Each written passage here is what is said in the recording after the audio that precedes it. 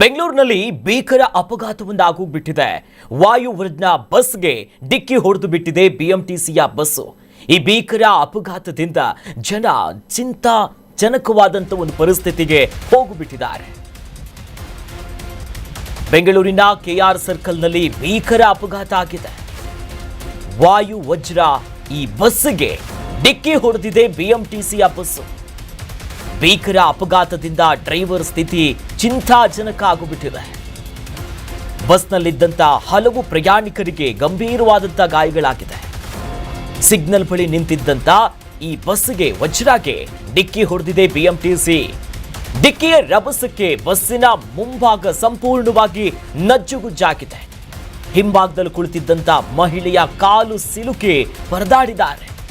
ಸದ್ಯ ಮೂವರ ಸ್ಥಿತಿ ಗಂಭೀರವಾಗಿದೆ. ಸೇಂಟ್ ಮಾರ್ಷ್ ಆಸ್ಪತ್ರೆಗೆ ಗಾಯಾಳುಗಳನ್ನ ದಾಖಲು ಮಾಡುವ ಕೆಲಸ ಆಗಿದೆ. ಕ್ರೇನ್ಗಳ ಮೂಲಕವಾಗಿ ಬಸ್ಗಳನ್ನ ಬೇರ್ಪಡಿಸುತ್ತಿದ್ದಾರೆ ಪೊಲೀಸರು. ಬಸ್ನಲ್ಲಿ ಸಿಲುಕಿದ್ದ ಮಹಿಳೆಯನ್ನ ರಕ್ಷಣೆ ಮಾಡೋದಕ್ಕೆ ಹರಸಾಹಸವನ್ನ ಪಟ್ಟಿದ್ದಾರೆ. ಬೆಂಗಳೂರಿನ ಕೆಆರ್ ಸರ್ಕಲ್ನಲ್ಲಾಗಿರುವಂತಹ ಭೀಕರ ಅಪಘಾತ ದೃಶ್ಯದಲ್ಲಿ ಗಮನಿಸ್ತಾ ಇದ್ದೀವಲ್ಲ, ನಜ್ಜುಗುಜ್ಜಾಗು ಬಿಟ್ಟಿದೆ. ವಾಯುವಜ್ರ ಬಸ್ಗೆ ಬಿಎಂಟಿಸಿ ಬಸ್ ಬಂದು ಡಿಕ್ಕಿ ಹೊಡ್ಕೊಂಡ್ಬಿಟ್ಟಿದೆ. ಮುಂಭಾಗ ಸಂಪೂರ್ಣವಾಗಿ ನಜ್ಜುಗುಜ್ಜಾಗಿದೆ. ಪ್ರಯಾಣಿಕರು ಒಳಭಾಗದಲ್ಲಿ ಸಿಲುಕಿದ್ದಾರೆ, ಆಚೆ ಬರೋದಕ್ಕಾಗ್ತಾ ಇಲ್ಲ. ನಂತರ ಅವರೆಲ್ಲರನ್ನ ರಕ್ಷಣೆ ಮಾಡುವ ಕೆಲಸವನ್ನ ಅಗ್ನಿಶಾಮಕ ದಳದ ಸಿಬ್ಬಂದಿಗಳಿರ್ಬೋದು, ಪೊಲೀಸರಿರ್ಬೋದು, ಎಲ್ಲರೂ ಕೂಡ ಧಾವಿಸಿದ್ದಾರೆ.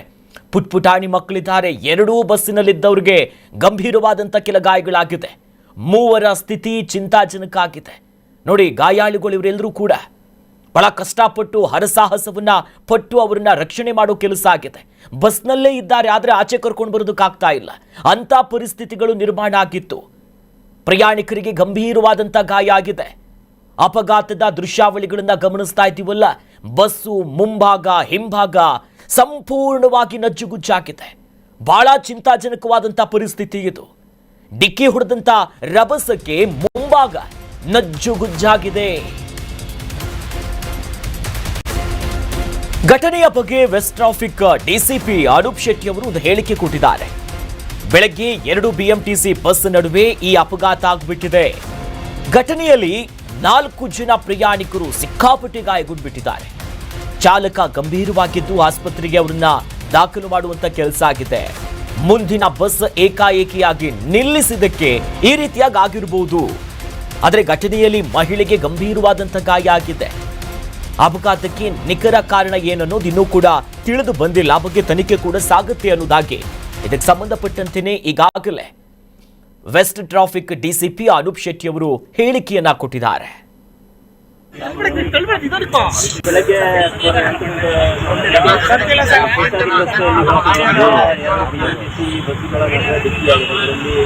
ಮೇಲ್ನೋಟಕ್ಕೆ ಕಾಣ್ತಾ ಇರೋದು ಮುಂದಿರುವಂತಹ ಬಸ್ಸು ಸಿಗ್ನಲ್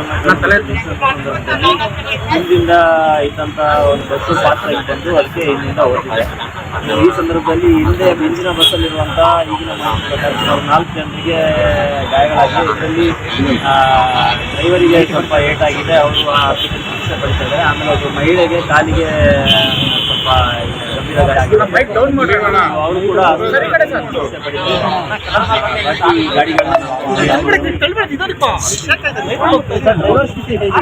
ಗಾಡಿಗಳನ್ನ ತಲೆಗೆ ಏಟಾಗಿದೆ ಅಂತ ಹೇಳ್ತಾರೆ. ಈಗ ಚಿಕಿತ್ಸೆ ನಡೀತಾ ಇದೆ. ಆ ಥರ ಏನಿಲ್ಲ, ನಾರ್ಮಲ್ ಆಗಿದೆ.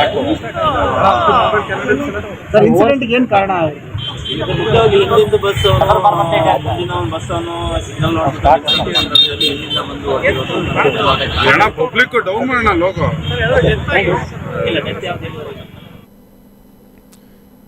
ಈ ಬಸ್ ಅಪಘಾತಕ್ಕೆ ಸಂಬಂಧಪಟ್ಟಂತೆ ದೂರವಾಣಿ ಸಂಪರ್ಕದಲ್ಲಿ ಜಾಯ್ನ್ ಆಗಿದ್ದಾರೆ ಸಂಜಯ್. ಸದ್ಯ ಅಲ್ಲಿನ ಪರಿಸ್ಥಿತಿಗಳು ಹೇಗಿದೆ, ಹೇಗೆ ಆಕ್ಸಿಡೆಂಟ್ ಆಯಿತು, ಬಸ್ನಲ್ಲಿ ಎಷ್ಟು ಜನ ಪ್ರಯಾಣಿಕರಿದ್ರು ಅಂತ ಸದ್ಯ ಯಾರ್ಯಾರ ಪರಿಸ್ಥಿತಿಗಳು ಹೆಂಗಿದೆ ಸಂಜಯ್?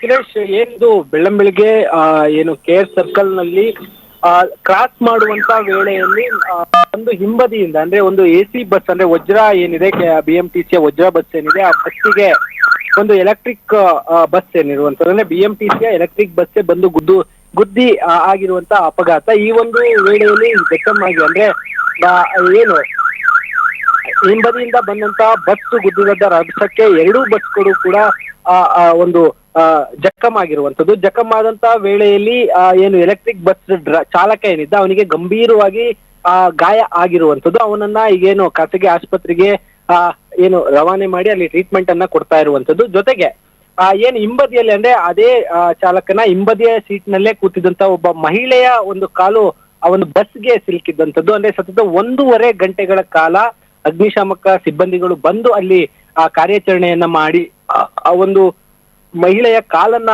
ಬಿಡಿಸುವಂತ ಕೆಲಸವನ್ನ ಮಾಡಿರುವಂತದ್ದು. ಜೊತೆಗೆ ಏನು ಅಲ್ಲಿ ಏನು ಆ ಬಸ್ಸು ಜಖಮ್ ಆಗಿ ಇತ್ತು. ಆ ಒಂದು ಜಖಮ್ ಆದಂತಹ ಬಸ್ಗಳನ್ನ ಕ್ರೈನ್ ಮೂಲಕ ಹಾಗೆ ಆ ಟ್ರಾಫಿಕ್ ಪೊಲೀಸ್ ಸಿಬ್ಬಂದಿಯ ಆ ಒಂದು ಸಹಾಯದಿಂದ ತೆಗೆದು ಆ ಒಂದು ಬಸ್ಗಳನ್ನು ಕೂಡ ಆ ಒಂದು ಸ್ಥಳದಿಂದ ತೆರವು ಮಾಡಿರುವ ಕೆಲಸವನ್ನ ಮಾಡಿರುವಂತದ್ದು. ಸದ್ಯಕ್ಕೆ ಇಬ್ಬರಿಗೂ ಕೂಡ ಆಸ್ಪತ್ರೆಯಲ್ಲಿ ದಾಖಲಿಸಿ ಅಲ್ಲಿ ಟ್ರೀಟ್ಮೆಂಟ್ ಅನ್ನ ಕೊಡಿಸುವಂತ ಕೆಲಸವನ್ನ ಈಗ ಮಾಡ್ತಾ ಇರುವಂತದ್ದು. Akhilesh, yes, thank you Sanjay ತಮ್ಮೆಲ್ಲ ಡೀಟೇಲ್ಸ್ಗೆ.